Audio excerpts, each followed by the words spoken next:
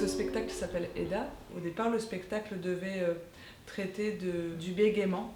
On voulait parler de l'incapacité de prendre des décisions. En 2017 est passée une loi en Russie qui visait à dépénaliser les violences conjugales. Le débat qui avait lieu à l'époque m'avait beaucoup troublée. On a décidé de déplacer notre projet et d'en faire un spectacle qui tracerait le portrait d'une femme victime de violences au sein de son couple. Ça n'avait pris que quelques secondes pour que son corps à elle, en gros chiffon de femme, vienne s'affaler là, sur le sol froid du carrelage de l'entrée. Mais elle s'est relevée. Son corps la soutenait à peine, mais elle s'est relevée. Il y a un livre qui est sorti qui s'appelle Surviving Intimate Terrorism sur l'histoire de Eda Nussbaum. C'est elle qui l'a écrit, donc c'est une biographie. Et on est parti de ce livre au départ et on s'en est éloigné. C'est-à-dire qu'on a pris dans le fait divers les choses qui nous semblaient correspondre à l'histoire que nous on voulait raconter. Mais ce qui nous intéressait, c'était de creuser un endroit un peu universel de rapport de force. C'est-à-dire le moment où, dans nos rapports de force, dans nos rapports en général dans la vie, il y a des glissements de pouvoir qui ont lieu.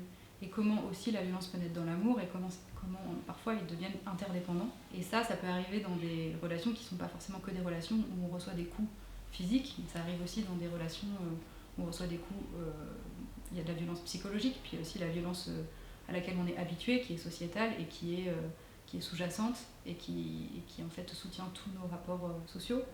Et prenez un bain. Sans doute après, bien sûr, faisait-il l'amour, mais le plus important, c'était le bain.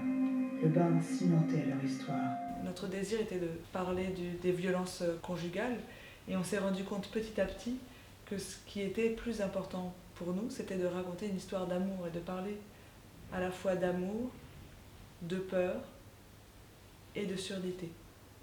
Du silence qu'il pouvait y avoir dans une situation de détresse. La violence, elle est un marqueur invisible avant le premier coup. On se met à attendre qu'ils viennent. Ce coup-là, on tend des pièges, même si on n'en a plus la force. D'ailleurs, on ne l'a jamais eu. On l'attend pour rien, parce que c'est toujours quand on n'attend plus qu'un jour, il vient. Et le corps ne sent plus rien, et le corps déborde de dedans en dehors, avec la vie, le sang, la peur. Le spectateur, du coup, est co-responsable des conclusions qu'il tire lui. Il y a une sorte de petites pousses de possible, et chacun reconstitue l'histoire et se positionne comme il l'entend.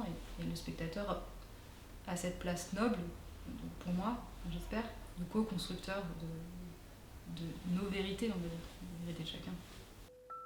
C'est une toile noire et bleu foncé, concentrique comme l'amour, la peur, comme la vie.